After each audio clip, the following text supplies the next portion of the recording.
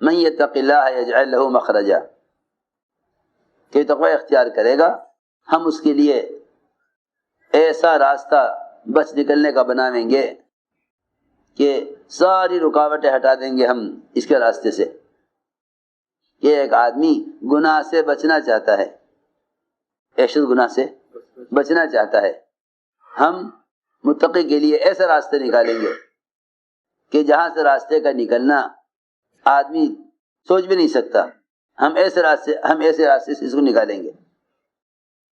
جب کسی شخص کو گناہ کے اندر مبتلا کیا جائے اور گناہ پر مجبور کیا جائے اور وہ اس مجبوری میں اپنے آپ کو معذور سمجھ کر گناہ سے بچاوے، یہ نہ کہے کہ بھئی اس زمانے میں تو اس گناہ سے بچا نہیں جا سکتا۔ بہت سے گناہ ایسے ہیں جنہیں مسلمان یہ سوچ کر رہا ہے کہ ان سے بچنا اس زمانے میں مشکل ہے۔ سنو، بہت سے گناہ ایسے ہیں جنہیں مسلمان یہ سوچ کر رہا ہے کہ اس گناہ سے اس زمانے میں بچنا مشکل ہے۔ بعض ایسے گناہ ہیں جو کبائر تک لے جاتے ہیں، کیونکہ کبائر کا سلسلہ صغائر کے ساتھ ایسے جڑا ہوا ہے کہ بعض چھوٹے گناہ ایسے ہیں کہ ان کو اگر کر لیا گیا تو وہ چھوٹے گناہ بڑے گناہوں تک پہنچائیں گے، چھوٹے گناہ بڑے گناہوں تک پہنچائیں گے۔ بعض ایسے صغائر ہیں کہ ان کا تعلق کبائر سے بہت زیادہ ہے۔ یہ نہیں ہو سکتا ان گناہوں میں کہ آدمی چھوٹا گناہ کر لے بڑا نہ کرے، چھوٹا گناہ کر لے بڑا گناہ نہ کرے، یہ نہیں ہو سکتا۔ تو جو صغائر سے نہیں بچتے وہ کبائر کے اندر مبتلا ہو جاتے ہیں۔ تو بہت سے گناہ ایسے ہیں کہ مسلمان یہ سوچتا ہے کہ اس گناہ سے بچنا اس زمانے میں ممکن نہیں ہے، جب یہ سوچ لیتا ہے کہ بچ نہیں سکتا تو پھر اللہ تعالیٰ بھی اس کو بچاتے نہیں۔ اور اگر وہ بچ کر نکلنا چاہے، یہ نہ کہے کہ نکلنے کا کوئی راستہ نہیں ہے، کیونکہ اگر اس نے یہ طے کر لیا کوئی راستہ نہیں ہے تو اللہ رب العزت اس کی گمان کے خلاف راستہ نہیں بنائیں گے۔ اور اگر راستہ نہ ہوتے ہوئے قدم اٹھا لے، حدیث میں آتا ہے ساتوں آسمان و زمین آپ سے ملا دیے جامیں، اور وہاں کوئی آدمی تقوی اختیار کرے تو اللہ تعالیٰ یہاں سے بھی اس کے نکلنے کا راستہ بنائیں گے۔ یوسف علیہ السلام کو گناہ میں مبتلا کیا گیا۔ انبیاء علیہ السلام معصوم ہوتے ہیں، انبیاء علیہ السلام معصوم ہوتے ہیں، ان سے کبائر کا صدور نہیں ہو سکتا۔ یوسف علیہ السلام کو گناہ کی طرف رغبت دلائی گئی، کہیں بھاگنے جائیں گناہ سے بچ کر، سارے رات دروازے بند کیے گئے، دونوں طرف سے انتظام کیا گیا کہ باہر سے کوئی نہ آ سکے۔ یہ دروازے دونوں طرف سے بند تھے، اندر سے اس لیے بند کیا گیا تھا تاکہ یوسف علیہ السلام گناہ سے بچ کے بھاگ نہ سکیں، باہر سے دروازے اس لیے بند کیے گئے تھے کہ باہر سے کوئی اندر آ نہ سکے۔ اتنا انتظام کیا گیا گناہ کے لیے۔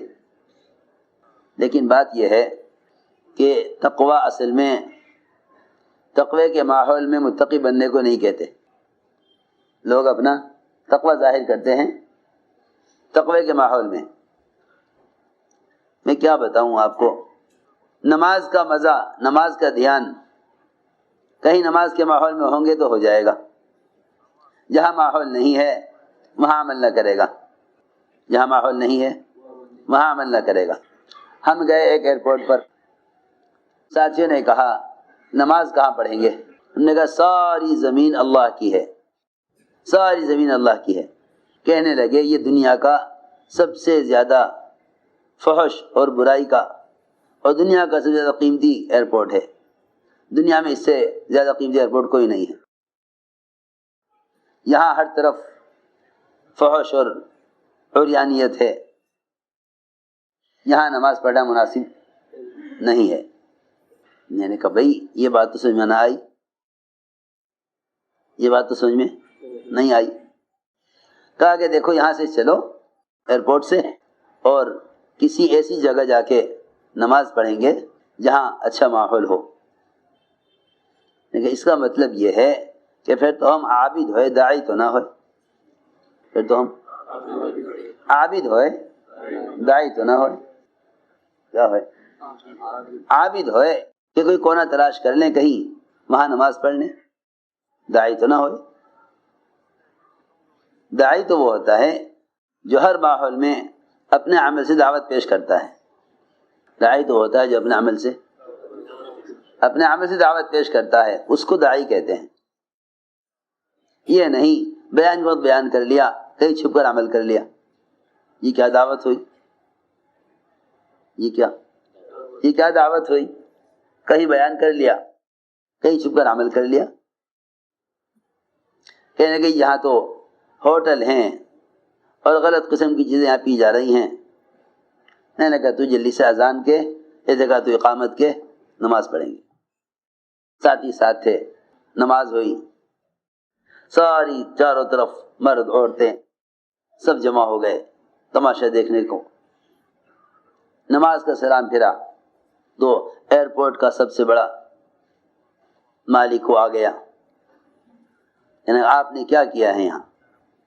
کہ بھئی یہاں لوگ ناشتے کر رہے ہیں، کھانے کھا رہے ہیں، شرابیں پی رہے ہیں اور طرح طرح کے کام کر رہے ہیں.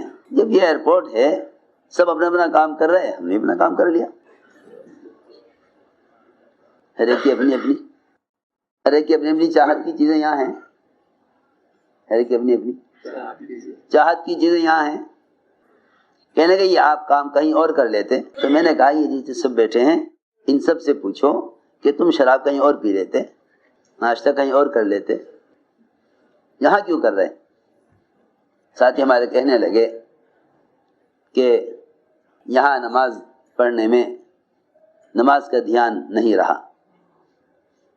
ہم نے عرض کیا کہ تم اللہ کے دھیان سے انفرادی نماز پڑھ لو، یہ اس سے امت اسلام کی طرف نہ آئے گی، بلکہ تم اجتماعی طور پر اجتماعی ماحول میں اپنے عمل سے دعوت پیش کرو، اس سے امت اسلام کی طرف آئے گی.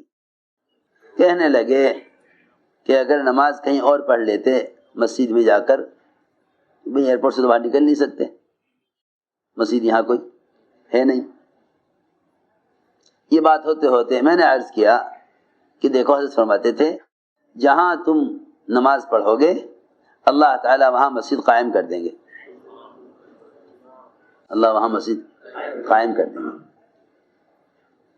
ہم اسے ایئرپورٹ سے گزر کر ایک ملک میں گئے، کینیڈا. 1 مہینے رہے.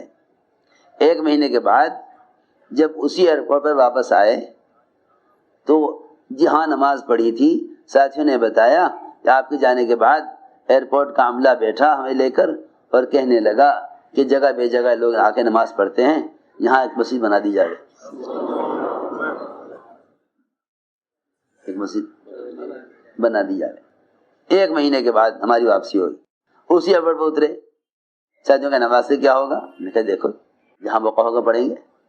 اسی جگہ جہاں جاتے ہوئے نماز پڑھی تھی، اللہ کی شان، وہ ایئرپورٹ کے ملازمین نے کہا کہ یہ جماعت کے آدمی ادھر ادھر نمازیں پڑھتے ہیں ایئرپورٹ پر، ایک جگہ بنا دینی چاہیے جہاں نماز ہوا کرے. میں تو عرض کر رہا تھا کہ ہم سوچتے ہیں یہاں ماحول نہیں ہے نماز کا. ارے جہاں نماز کا ماحول نہیں وہیں تو نماز پڑھنی چاہیے. جہاں نماز کا ماحول نہیں وہیں تو نماز پڑھنی چاہیے. ساری دنیا کے اہل باطل وہاں گناہوں کا ماحول قائم کرتے ہیں جہاں گناہوں کا ماحول نہیں، اور ساری دنیا کے مسلمان وہاں عبادت کرتے ہیں جہاں عبادت کا ماحول ہو. کتنا فرق ہے دونوں کی سوچ میں. ساری دنیا کے اہل باطل وہاں گناہوں کا ماحول قائم کرتے ہیں جہاں گناہوں کا ماحول نہ ہو، اور مسلمان سوچتا ہے نماز وہاں پڑھوں گا جہاں نماز کا ماحول ہو. اس کے اعمال متعدی نہ ہوں گے جب تک یہ عمل کو لے کر پھرے گا نہیں. اس کے اعمال متعدی نہ ہوں گے. میں تو صاف کہتا ہوں کہ کونے سنبھال کر بیٹھنے سے اسلام نہیں پھیلا. کونے سنبھال کر بیٹھنے سے اسلام نہیں پھیلا. کونے سنبھال کر بیٹھنے سے اسلام نہیں پھیلا. صحابہ کرام نے مدینہ منورہ حضور اکرم صلی اللہ علیہ وسلم کی صحبت اور مدینہ کے اطمینان اور سکون کی زندگی کو قربان کیا سارے عالم اسلام کو پھیلانے کے لیے. یہ تھی اصل بات. تو ہم سمجھتے ہیں کہ بھئی عمل کے ماحول میں عمل کریں گے، عمل کے ماحول میں عمل کریں. یوں کہیں کہ نہیں، تم مخالف ماحول میں عمل کرو، تمہارا عمل دعوت بنے گا. تو میں نے عرض کیا پہلا وعدہ تقوی پر یہ ہے من یتق اللہ یجعل لہ مخرجا، کہ جو شخص کسی بھی ماحول میں ہو اور وہاں اللہ سے ڈرے تو اللہ رب العزت اس کے بچنے کا راستہ بنا دیتے ہیں. زلیخا نے یوسف علیہ السلام کے ساتھ ارادہ برائی کا کیا، زلیخا نے یوسف علیہ السلام کے ساتھ ارادہ برائی کا کیا، اپنے بت کے اوپر کپڑا ڈالنے لگی. اسے کیا کر رہی کہ میرا بت دیکھ رہا ہے، یہ میرا معبود ہے، مجھے اس سے شرم آ رہی ہے. لکڑی کے بت سے ایک کافرہ بھی شرماتی ہے، حالانکہ اسے خود معلوم ہے کہ نہ یہ دیکھنے والا ہے، نہ یہ میرے گناہ پر پکڑ کرنے والا ہے، نہ یہ مجھے حرکت سے اپنی حرکت سے کچھ اس کام سے روکنے والا ہے، معلوم ہے اس کو. لیکن کیونکہ اس کے عقیدے میں یہ اس کا معبود ہے، اس کے عقیدے میں یہ اس کا معبود ہے، ایک کافرہ گناہ کے کرنے میں بت سے شرما کر اس پر کپڑا ڈال رہی ہے تاکہ مجھے نہ دیکھے. تو پھر ایک مسلمان کو کسی گناہ کے موقع پر اللہ کے دیکھنے کا کتنا یقین ہونا چاہیے، اللہ کے دیکھنے کا کتنا یقین ہونا چاہیے. ایک مسلمان کو اللہ کے دیکھنے کا کتنا یقین ہونا چاہیے. اس لیے کہ قرآن نے تقوی والا انہی کو فرمایا ہے جنہیں گناہ کے وقت اللہ یاد آ جائے، جنہیں گناہ کے وقت اللہ یاد آ جائے.